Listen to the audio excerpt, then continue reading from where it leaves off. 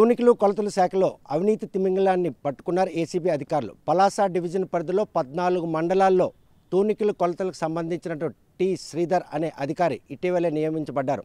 ఆ డివిజన్లో వేలాది మంది ఈరోజు డిజిటల్ తూనికల కోసం వాటిని సీల్ వేసేందుకు చలానానికి మించి 400 రూపాయలు ప్రతి ఒక్క ట్రేడర్ కూడా కట్టాలని హుకుం జారీ చేశాడు. దీంతో బాధితులంతా గగ్గోలు పెట్టడంతో పాటు కొంతమంది మాత్రం ఏసీబీ అధికారులను ఆశ్రయించారు. వారు ఏసీబీ అధికారుల సూచన మేరకు ట్రేడర్స్ మాత్రం ఒక ట్రేడర్ ముందుకొచ్చి ఏకంగా 1,78,000 రూపాయలు లంచం ఇస్తుండగా కార్యాలయంలో శ్రీధర్ని మాత్రం పట్టుకోవడం జరిగింది.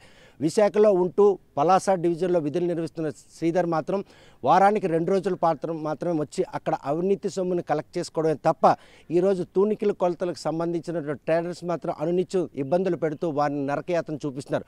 ఈ విషయంపై మదన పడినటువంటి ట్రేడర్స్ మాత్రం ఏకమయ్యారు. ఎవరో తెలియని వారందరూ కూడాను అదనంగా చలానాకి 400 రూపాయలు చెల్లించి ఏదైతే తూనిక యంత్రానికి సీల్ వేయించుకున్నారు. కానీ కొంతమంది ట్రేడర్స్ మాత్రం ఈయన చేసినటువంటి వేధింపులు తాళలేక ఏసీబీ అధికారులను ఆశ్రయించడంతో ఒక్కసారిగా మొత్తంగా 1,78,000 రూపాయలు నగదు రూపంలో ఇస్తుండగా ఏసీబీ అధికారులు మాత్రం క్యాలిక్యులేటెడ్గా ఆ కార్యాలయంకి చొరబడి ఆయన పట్టుకోవడం జరిగింది. రెడ్ హ్యాండెడ్గా పట్టుబడినటువంటి శ్రీధర్ని మాత్రం అరెస్ట్ చేసి విశాఖ ఏసీబీ కోర్టులో తరలించారు. ఆయనకి 14 రోజుల పాటు రిమాండ్ కూడా విధించారు. పలాస డివిజన్ పరిధిలో వేలాది మంది ట్రేడర్లకు సంబంధించినటువంటి వారి వేతనం తీర్చాల్సినటువంటి తూనికల కొలత అధికారి శ్రీధర్ మాత్రం ఈరోజు అక్కడ అవినీతి ఆర్జనే ధ్యేయంగా వారందరినీ ఇబ్బంది పెడుతున్నారు. చలానా ఆన్లైన్లో చెల్లించినప్పటికి కూడాను ఆఫ్లైన్లో ఆయనకు మాత్రం ప్రతి ఒక్క ట్రేడర్ కూడా 400 రూపాయలు ఇవ్వాలని ఒక డిమాండ్ వారిని మదనపాటు గురి చేసింది.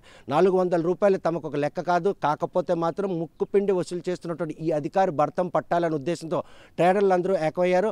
అందులో భాగంగానే నిన్న మాత్రం ఆయన కార్యాలయంలోకి ఒక ట్రేడర్ మొత్తం ఎవరెవరైతే వసూలు చేశారో ఆ మొత్తాన్ని పట్టుకొని నగదు రూపంలో 1,78,000 రూపాయలు ఆయనకి ఇస్తుండగా ఏసీబీ అధికారులు మాత్రం ట్రాప్ చేసి మరీ పట్టుకోవడం జరిగింది.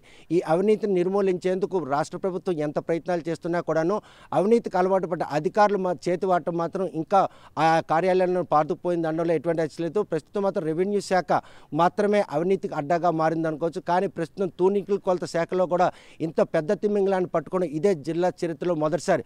తూనికల కొలతలు మాత్రం మామూలు తీసుకోవడం అన్నది మాత్రం పరిపాటి. కాకపోతే ఇలాగ డిమాండ్ చేసి 400 రూపాయలు ప్రతి ట్రేడర్ ఇవ్వాలంటే వేలాది మంది ట్రేడర్లు ఉన్నటువంటి ఆ డివిజన్ పరిధిలో 14 మండలాల పరిధిలోకి అధికారి అయినటువంటి శ్రీధర్ ఆకృత్యాన్ని మాత్రం ఎండగట్టారు. ఎట్టకేలకు 1,78,000 రూపాయలు నగదు తీసుకుంటూ ఏసీపీకి పట్టుబట్టినటువంటి అధికారులు మాత్రం ప్రస్తుతం ఓసలు లెక్క పెడుతున్నారు.